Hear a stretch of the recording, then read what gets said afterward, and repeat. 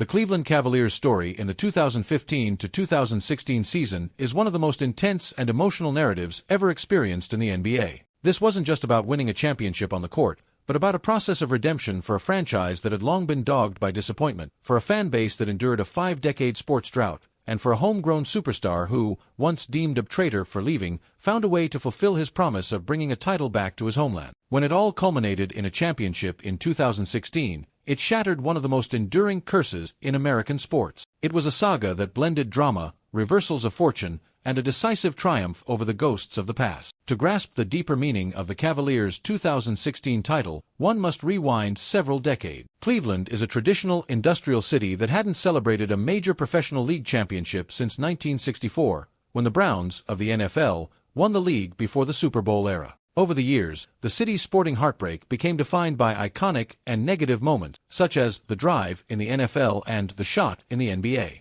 In the latter case, in 1989, Michael Jordan ended the Cavaliers' playoff hopes with a buzzer-beater over Craig Ello, an image that turned into a symbol of Cleveland's misery. In the decades that followed, every burst of hope was met with fresh disappointment. Then came the early 2000s, and with them emerged the greatest basketball talent the region had ever seen, LeBron James, who lit up the high school circuit in Akron, less than an hour from Cleveland. When the 2003 draft arrived, the Cavaliers had the first overall pick. By selecting their prodigal son, the city embraced LeBron as the messiah who could finally put an end to decades of frustration. Indeed, he quickly transformed the team, becoming Rookie of the Year and guiding them to competitive season. In 2007, at just 22, he led the Cavs to the NBA Finals for the first time in franchise history. Though they were swept by a veteran San Antonio Spurs squad led by Tim Duncan and Tony Parker, Cleveland fans believed it was only a matter of time before that long-desired title arrived. However, the script took a complicated turn. In 2010, LeBron's initial contract with Cleveland ended. After a series of painful playoff exits and feeling tempted by the prospect of forming a powerhouse roster, he announced on a TV special called The Decision that he was leaving Cleveland for the Miami Heat. This shattered relations with his hometown. Fans publicly burned his jersey. Cavaliers owner Dan Gilbert published an angry open letter,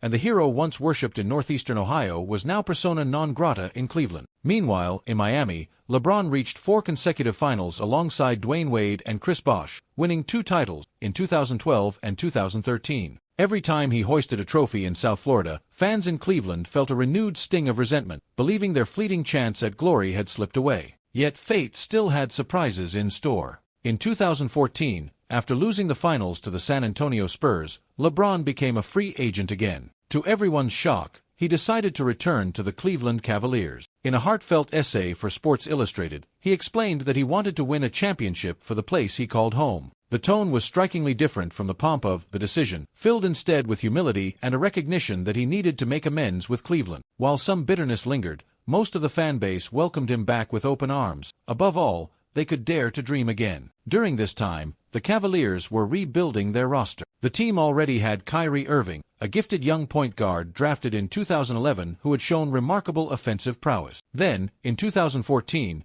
the organization arranged a trade for Kevin Love, a power forward with double-double averages and strong three-point shooting, swapping away the first overall pick from that year, Andrew Wiggins. The hope was that the combination of LeBron, Kyrie, and Love, potentially a new Big Three, could go toe-to-toe for the title. In the 2014 to 2015 season, that revamped core propelled the Cavs to the NBA Finals, but with Kyrie Irving and Kevin Love both sidelined by injuries, LeBron was left carrying the team virtually on his own against the Golden State Warriors. Even so, Cleveland led the series 2-1 before ultimately falling to the Warriors' depth in 6 games. Fans were left clinging to the belief that if the roster could stay healthy, 2016 would be Cleveland's year. The 2015 to 2016 season began with the Cavaliers favored in the Eastern Conference, but turmoil simmered beneath the surface. Head coach David Blatt, who came from a successful European background, appeared to lack full control over the locker room, and rumors suggested LeBron wasn't fully on board with his method. In January 2016, despite leading the East, the team fired Blatt and promoted assistant coach Tyronn Lue. This move surprised many observers, yet management felt they needed someone with stronger communication skills who could adapt to the NBA style, particularly a coach more in sync with LeBron's perspective. Meanwhile, out in the Western Conference, the Golden State Warriors were accomplishing the extraordinary. Led by Stephen Curry, destined to become the league's first unanimous MVP, Klay Thompson and Draymond Green, the Warriors amassed a record-breaking 73-9 mark in the regular season, surpassing the legendary 72-10 Chicago Bulls of 1996. Observers were already calling this Warriors squad the greatest team of all time. Should Cleveland make it back to the finals, they'd face off against a juggernaut. The Cavaliers performed brilliantly in the East playoffs. They swept the Detroit Pistons 4-0, then swept the Atlanta Hawks 4-0, and finished off the Toronto Raptors 4-2 in the conference finals. Kyrie Irving now looked fully healed from past injuries. Kevin Love was finding his niche as the third star, and LeBron orchestrated it all with his customary physical and mental dominance. At the end of the East playoffs, no one doubted that the Cavs were prepared to avenge their 2015 defeat. In the West, the Warriors endured an unexpected challenge from the Oklahoma City Thunder. Kevin Durant and Russell Westbrook had them trailing 3-1, but Golden State staged a historic comeback, 4-3. A rematch was set, the Golden State Warriors versus the Cleveland Cavaliers, all over again. Excitement was intense. The Warriors, fresh from the best regular season in history, faced a Cavaliers team starving for its first championship. However, the opening games didn't go Cleveland's way. In Game 1 at Oracle Arena, the Warriors won despite modest outings by Curry and Thompson, thanks to key performances from Shaun Livingston and others. In Game 2, they again won convincingly, taking a 2-0 lead. The series moved to Cleveland, where the Cavs took Game 3, but lost Game 4 at home, leaving them down 3-1. Nearly the entire media landscape declared that Golden State would wrap up the title. No team in NBA Finals history had ever come back from 3-1. And with Golden State so dominant at home, it seemed hopeless for Cleveland. But the narrative abruptly turned. At the close of Game 4, Draymond Green and LeBron James had an altercation, leading to Green receiving one more flagrant foul, enough to trigger an automatic suspension for Game 5. Without Green, the Warriors lost a major part of their defense and competitive energy. Returning to Oakland,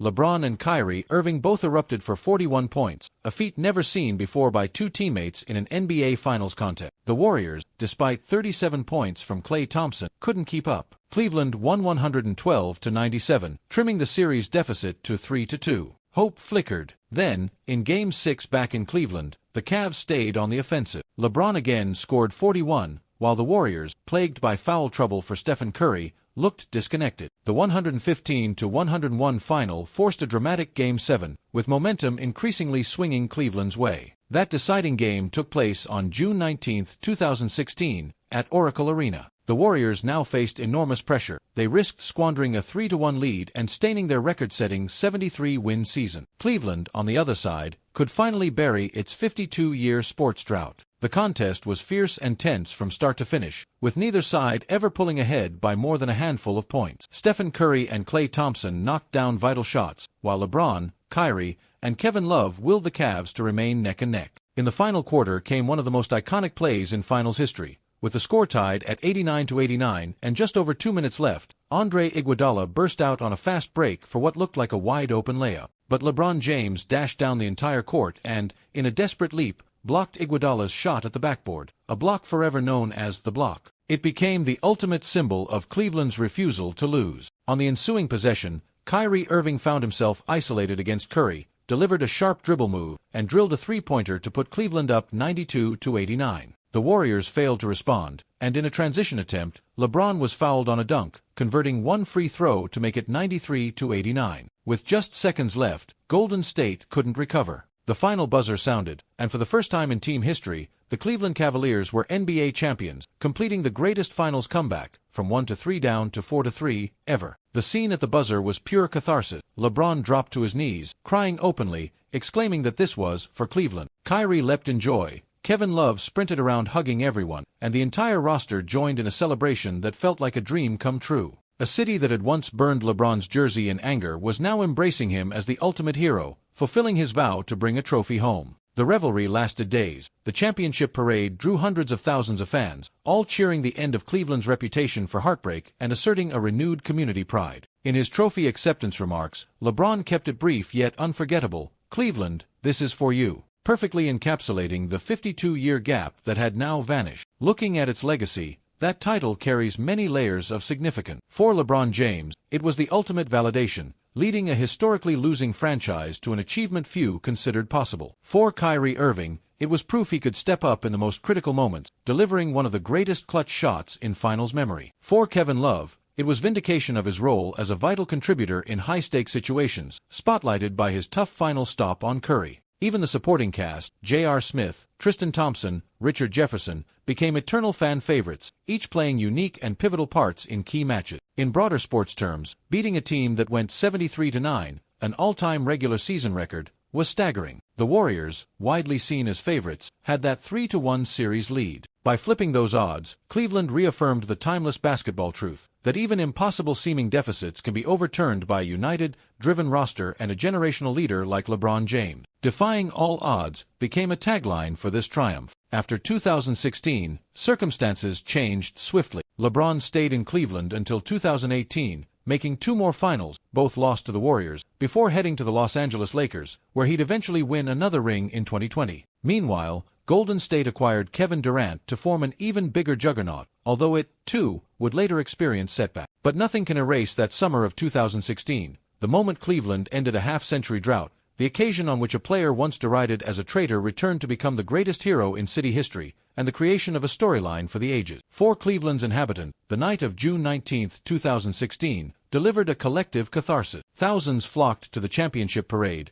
brandishing signs that recalled old heartbreaks and celebrating the permanent break from the curse. The images of unity and joy stood in stark contrast to those 2010 scenes of burned jerseys, showing how sports can fragment a community but then bring it back together again. Above all, the 2016 victory signified a personal reckoning for LeBron. In 2010, he left the Cavs in an infamous manner, prompting a chorus of critics who claimed he'd never win without a super team or doubted his loyalty. Returning to Cleveland and capturing that title put all doubts to rest. His raw emotion upon winning, collapsing to the floor in tears, displayed just how much it meant. Tactically, the title also offered lessons. Tyronn Lue, a rookie head coach, successfully juggled egos and intense postseason pressure, adjusting the team to capitalize on the Warriors' weaknesses, particularly when Draymond Green was suspended for Game 5. Offensively, the LeBron and Irving axis was lethal in clutch time, while defensively they stepped up to corral Golden State's historically potent attack, exemplified by the block, the ultimate testament to hustle. In short, Cleveland's 2016 triumph was an ending worthy of a Hollywood script. The homegrown superstar who once departed returned and completed his unfinished business. A losing franchise found new life in the most dramatic fashion, overshadowing a record-smashing opponent.